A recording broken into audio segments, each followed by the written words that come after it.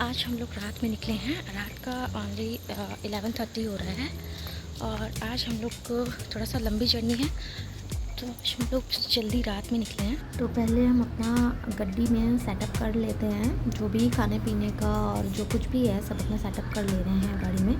Setup करने के बाद हम अपने पार्टनर्स को लेंगे, जो कि पिछली जर्नी में भी हमारे साथ थे, इस बार भी हमारे साथ ही हैं। तो इस बार हम लोग जा रहे हैं कृष्णेश्वर ज्योतिर्लिंग औरंगाबाद, जिसको अब रिप्लेस कर दिया है नाम को, छत्रपति संभाजी नगर रख दिया है। तो मेरी वानी सो गई थी रात में 10 बजे, पर वो 11:30 बजे फिर से जगा दी गई 12 बजे, क्योंकि वो बहुत एक्साइटेड थे। बच्चे डिस्टर्ब हो ही जाते हैं, जब आप उसे बेड से उठाओगे तो डिस्टर्ब तो हो ही जाते हैं। तो खैर वो फ्रेश थी, खुश है। हम लोग सेट हो गए हैं कार में, वो भी हंस रही है और चलते हैं।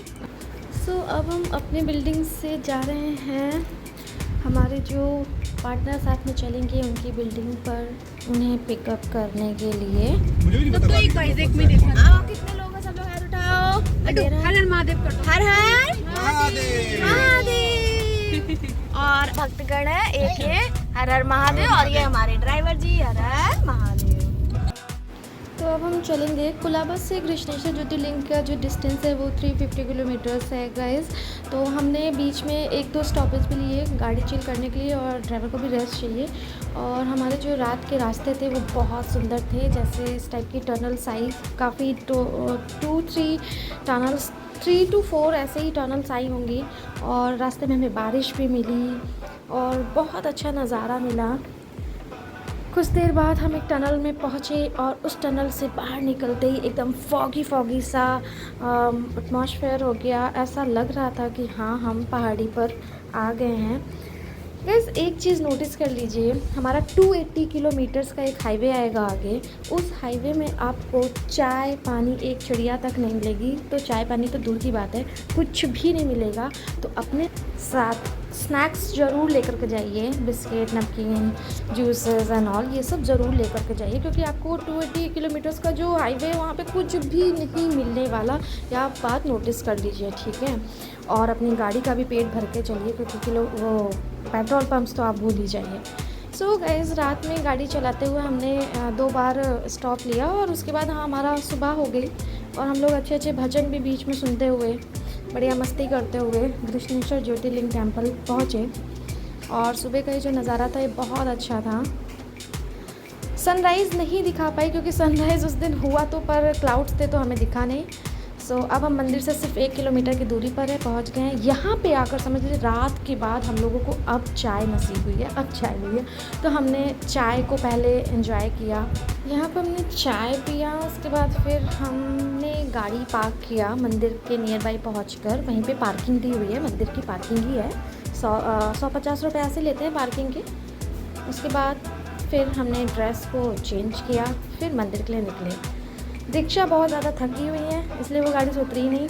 उनको चाय भी ठीक लगी, पर हमें बहुत हार्ड लगी। कड़क चाय थी, अच्छी लगी, मज़ा आया। सो हमने वो हमारी कार खड़ी है, ब्लू कार, हमने यहाँ पे पार्किंग में कार लगा दी और हमारे सबके कपड़े भी चेंज हो गए हैं। हमने फटाफट यहाँ कोई मतलब रूम की हमने तलाश की नहीं, मिलने को मिल जाता, पर हमने तलाश नहीं की, हमने कार में ही चेंज कर लिया। और उसके बाद अब हम मंदिर के एंट्रेंस में हैं गाइस। माहौल मैं आपको बता दूं, ये एक विलेज है महाराष्ट्र का, मतलब मुंबई। यार मैं अभी तक जितने भी ज्योतिर्लिंग गई हूँ सबका माहौल गांव टाइप ही है, विलेज है। वहाँ के लोग भी एकदम डाउन टू अर्थ हैं और यहाँ की जो रोजी रोटी है वो ज्योतिर्लिंग टेम्पल की वजह से ही चल रही है। तो गाइस प्लीज़ बिना मतलब पैसों का ऊंच नीच करते हुए आप दर्शन कीजिए, उनसे सामान लीजिए, ठीक है, और उनके भी रोजी रोटी चलने दीजिए। तो हमने ये जो प्रसाद टोकरी वो लोग वहाँ पे बेचते रहते हैं, हमने ये 320 अराउंड 300 की बनवाई थी। वो लोग खुद ही बना करके देते हैं, आपको जितना भी चाहिए आप उनसे ले सकते हैं। और मैं आपको बता दूँ, ये जो कमल एंड बेलपत्र सब कुछ वहाँ पे चढ़ता है, आप लेके जा सकते हैं। और ये जो रेड कलर का रखा है इन्होंने, ये माता पार्वती को चढ़ता है, जो कि पहले ही चढ़वा देते हैं। आपको खुद ही वहाँ जाके गाइडेंस मिलता रहेगा मंदिर के अंदर, बस आप पहुँच जाओ, ठीक है। उसके बाद फिर हाँ, एक चीज़ और मैं आपको बताऊँगी, ये तो हमारा फिक्स है ज्योतिर्लिंग जाकर महादेव का टीका चंदन करवाना, तो हम सब ने बारी बारी से करवाया। एंड एंड एक चीज़ मैं आपको नोट डाउन करवा देती हूँ कि मंदिर के अंदर जब आप लाइन कतार में लगे होंगे और बस मंदिर से जस्ट थोड़ी दूर पे होंगे तो आपका मेल्स का जो भी टी शर्ट जो भी होगा हटा करके प्रवेश करना है मंदिर के अंदर। नीचे पहने रहना है, ऊपर का जो शर्ट टी शर्ट जो भी है मेल्स अपने टी शर्ट रिमूव करके फिर मंदिर के अंदर प्रवेश करेंगे दर्शन के लिए। ये यहाँ का रूल है, ठीक है। बाकी आपको कुछ भी इंफॉर्मेशन चाहिए हो, कुछ भी रिगार्डिंग इससे चाहिए हो तो प्लीज़ आप कमेंट कर सकते हैं, पूछ सकते हैं।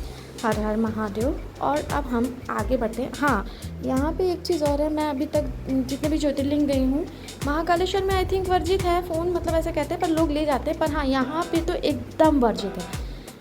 जी हाँ, कृष्णेश्वर ज्योतिर्लिंग में मोबाइल एकदम वर्जित है, लेके नहीं जाना है। ये हमारे भैया ने रख लिया था, सोचे इतना नहीं नोटिस करेंगे। दोस्तों, अब आप किसी भी मंदिर में जाएंगे सिक्योरिटी गार्ड तो मंदिर का नज़ारा तो यही होगा। आप मोबाइल बाहर रखकर पे भी नज़ारा है, जहाँ भी आप शॉपिंग तो मोबाइल लेकर के नहीं जाना है। दुकानें हैं ढेर सारी, कोशिश भी मत करिएगा। तो गाइस, मंदिर के बाहर तक का तो आपको शूट हम दिखाई दे रहे हैं। तो अब हम यहाँ से दिखाएंगे क्या माहौल है, क्या करेंगे, क्या वहाँ पे कतार है, खड़े होंगे, दिखाएंगे। कुछ पिक्स भी लाइन करी थी, हम आपको दिखाएंगे। सुबह ऐसे ही 7 o'clock पे, तो ज़्यादा लंबी लाइन तो नहीं मिली थी, पर हाँ मिली थी। और जो लाइन थी वो मॉडरेट थी, मतलब चलती जा रही थी, ये नहीं कि बहुत ज़्यादा भीड़ हो, ऐसा नहीं था। अब आपको कोशिश ये करनी है कि मॉर्निंग में जल्दी से जल्दी पहुंचना, जितनी जल्दी पहुंचेंगे उतनी कम भीड़ मिलेगी। तो मंदिर में एंटर करने से पहले हम अपना फ़ोन वोन सब साइड कर देंगे, देन बाहर आकर फिर से बाहर का व्यू दिखाएंगे। मंदिर में जो भी ज़रूरी चीज़ें थी, जो भी रूल्स रेगुलेशंस थे, वो मैं आपको बता ही चुकी हूँ कि क्या करना है, क्या लेके जाना है, क्या नहीं लेके जाना है।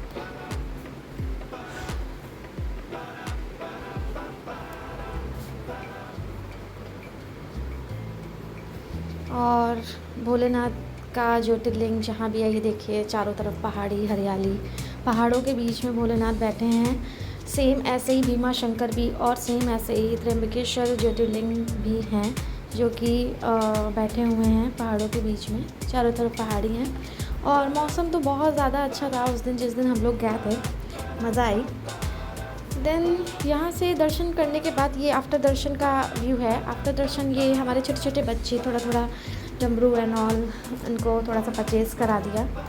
एंड यहाँ से फिर हमने प्रसाद लिया और अब हम बाहर आ गए हैं। ये बाहर का व्यू है। यहाँ पे छोटे छोटे ढाबे हैं, खाने पीने की तो कोई कमी नहीं है, आप अच्छे से खा पी सकते हैं। और हमने यहीं पर ही लंच किया था। अब हमें लंबा रास्ता काटना था, फिर से वही 280 किलोमीटर्स का हाईवे मिलने वाला था, तो पेट पूजा करके हम लोग यहाँ से अच्छे से लंच करके फिर निकले थे। और जो भी स्नैक्स वगैरह था और इकट्ठा कर लिया था कार में, क्योंकि हमारे साथ बच्चे भी थे। ये कुछ पिक्स हैं जो कि हमने बाहर ली थी, और ये मंदिर आप देख सकते हैं। और ये मंदिर के अंदर की पिक है जो कि हमने किसी कार्यकर्ता के फ़ोन से अरेंज करके ली थी।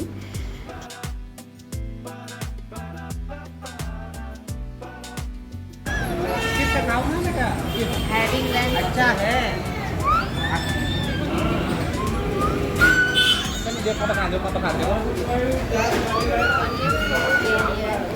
चोट भी लग गई, लोग आके सो गए हैं, हम लोग लंच कर रहे हैं। और लंच करने के बाद सीधा निकलेंगे मुंबई, क्योंकि 280 किलोमीटर का हाईवे है, कुछ भी खाने को नहीं मिलेगा। तो पहले से ही पेट पूजा करके फिर हम लोग निकलेंगे और सबका स्टॉक लेकर के निकलेंगे। तो दोस्तों, हम लोग निकल चुके हैं वापस मुंबई की तरफ। दर्शन हो गए हम लोग को बहुत अच्छे से, बहुत कम समय में। बारिश का तो आना जाना लगा ही रहेगा। हम ऑन बोर्ड हैं और अब हम जा रहे हैं मुंबई की तरफ। गाइस, यहाँ पे और भी 4-5 जगह हैं लोकल, एलोरा केव्स और 2-3 मंदिर हैं शायद, जहाँ पे हमें एक ऑटो ड्राइवर, हम लोगों ने एक ऑटो हायर कर लिया था, तो उसी ने हम लोगों को घुमाया था। सो गाइज़, इसके बाद जो नेक्स्ट वीडियो आएगा वो एलोरा केव्स का होगा, और जो हम 2-4 जगह घूमे थे मंदिर, वो भी इसी में इंक्लूड होगा। तो please like subscribe my channel for next video के लिए तैयार रहिए, तो सब्सक्राइब कर लीजिएगा। Thanks for watching.